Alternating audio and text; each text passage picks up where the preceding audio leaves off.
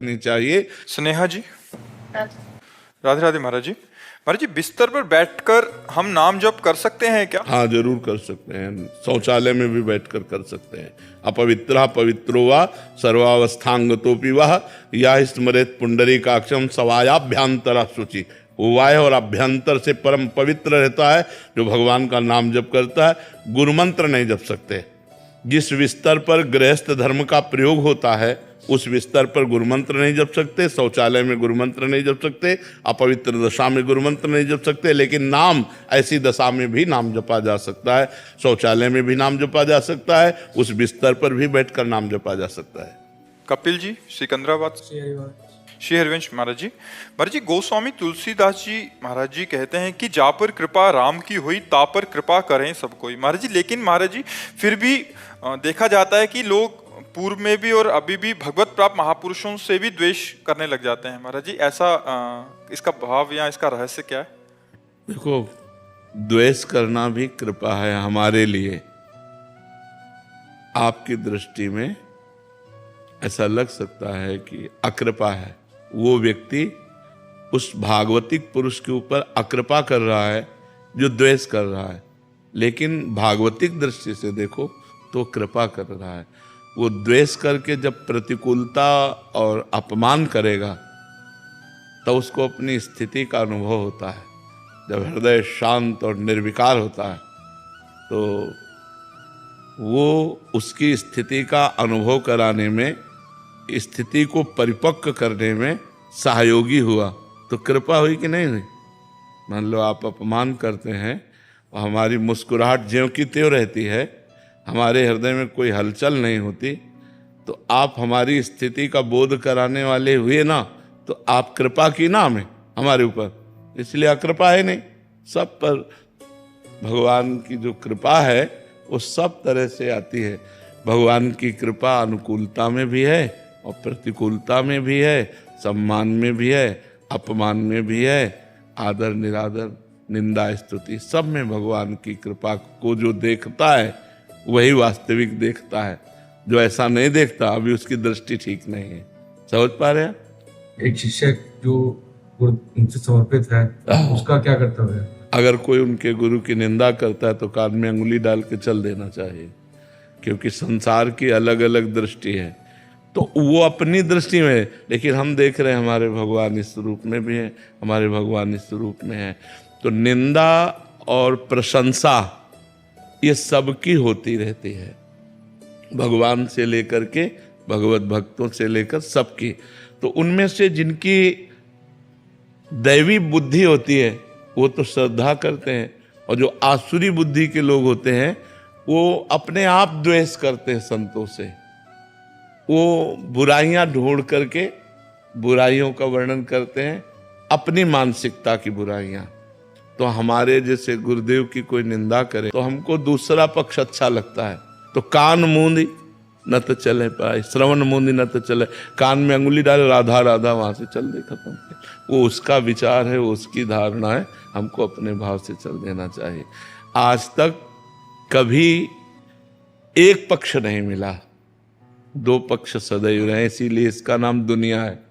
भगवान श्री कृष्ण को भीष्मादि महापुरुष परब्रह्म परमात्म तत्व देखते थे, और दुर्योधन, वही दुर्योधन भगवान की निंदा करता था, भगवान को बंदी बनाने की सोचा, क्या क्या नहीं भगवान के प्रति उसने भाव किया। तो जैसी बुद्धि होती है दैवी या आसुरी, वैसे ही हमारा दर्शन होता है। जो आसुरी पुरुष आसुरी वृत्ति के हैं वे संतों का अपमान करेंगे, वे निंदा करेंगे, अवहेलना करेंगे। जो दैवी संपदा वाले हैं वे सम्मान करेंगे, आदर करेंगे, भगवान के समान उन्हें पूज्य मानेंगे। तो हमको जानना है कि आसुरी वृत्ति का है, ऐसा मानकर छोड़ देते हैं। जैसे पागल आदमी गाली दे तो हम उस पर ध्यान नहीं देते, ऐसे ही कोई गुरु की निंदा करे, संत की निंदा करे, हम उसकी बातों पर ध्यान नहीं देते, चल देते हैं। बातुल भूत विवश मतवारे, ते नहीं बोले ही बचन विचारे, तिनकर कहा सुनी नहीं काना।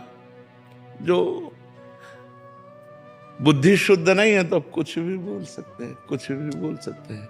तो इसलिए हमको उनकी बातें नहीं सुननी चाहिए, वहाँ से चल देना चाहिए, न क्रोध करना चाहिए, न जवाब देना चाहिए। महाराज जी, उत्तम बातें बहुत सारे चरित्र आपके श्रीमुख से सुने हैं, तो भक्तों के चरित्र में बहुत बड़ी बड़ी प्रतिकूलताएं आती हैं। एक अन्य सामान्य जीव से बहुत बड़े स्तर की, तुलसीदास जी महाराज जी हों, मीरा जी महाराज हो, नामदेव जी, सुखुबाई, मतलब वो एक वैसे सच्ची बात समझो, ये प्रतिकूलता करने वाले डंडे हैं और इनके ऊपर फहराता है भक्तों का झंडा। अगर प्रतिकूलता ना हो तो इतनी ख्याति संतों की ना हो। संतों की ख्याति ही होती प्रतिकूलता से। अगर मीरा जी को उनका देवर इतनी प्रतिकूलता न देता तो मीरा जी की महिमा प्रकाशित नहीं होती। हिरण्यकश्यप प्रहलाद जी को इतना कष्ट न देता तो महान भक्तराज प्रहलाद की इतनी महिमा प्रकाशित ना होती। तो थोड़ी देर के लिए हमें दिखाई देता है कि ये भक्त को नीचा दिखा रहे हैं, लेकिन सही बात मानो तो भक्त को ऊंचा फहराने वाले वही लोग होते हैं जो उनकी कड़ी निंदा करते हैं, उनका कड़ा विरोध करते हैं, वही प्रकाशित कर देते हैं। ये भी भगवत प्रेरित होते हैं। नहीं तो किसकी सामर्थ्य है सीम की चाप सके को तासु, बड़ रखवार रमापति जासु। भगवान के दास का कोई बाल बांका भी कर सके, किसकी ताकत है? एक तरफ भगवान भक्ति की रक्षा का कवच बनते हैं और दूसरी तरफ दुष्ट को पावर देते हैं कि गाली दो, निंदा करो, उन्हीं का बल है, नहीं तो किसकी सामर्थ्य है? वैष्णव अपराध, भक्त अपराध, संत अपराध, साधु अवज्ञा, तुरंत भवानी कर कल्याण अखिल के हानि, उसी समय उसका नाश हो जाए। लेकिन भगवान उसको बल देते हैं, क्यों? भक्ति की महिमा प्रकाशित करने के लिए कि मेरे भक्त में इतनी सामर्थ्य होती है। ये तभी समझ में आता है जब कोई विरोधी विरोध करता है। फिर उसके ही अंत में देखा जाता है कि महाराज जी जो विरोध कर रहा है वो उसका भी पतन हो जाता है महाराज जी। हाँ, क्योंकि विरोध करने से मतलब थोड़ा लंबा समय लगता है। हाँ, नाश तो बिल्कुल बिल्कुल सर। वो तो वैष्णव निंदा या वैष्णव अपराध वज्र की लीक है, उसे भोगना पड़ेगा। वो किसी प्रायश्चित से नष्ट नहीं होता, उसे अवश्य में भोक्तव्यम कृतम कर्म शुभाशुभम, ये बिल्कुल भोगना पड़ता है। इसलिए बहुत सावधान रहे। संतों को पहचानना बहुत कठिन है। संतों के कई परिवेश होते हैं, बताया नहीं। जैसे एक संत हैं जो नंगे घूम रहे हैं, श्री सुखदेव जी, और एक संत है जो राजा बने बैठे हुए हैं, जनक जी।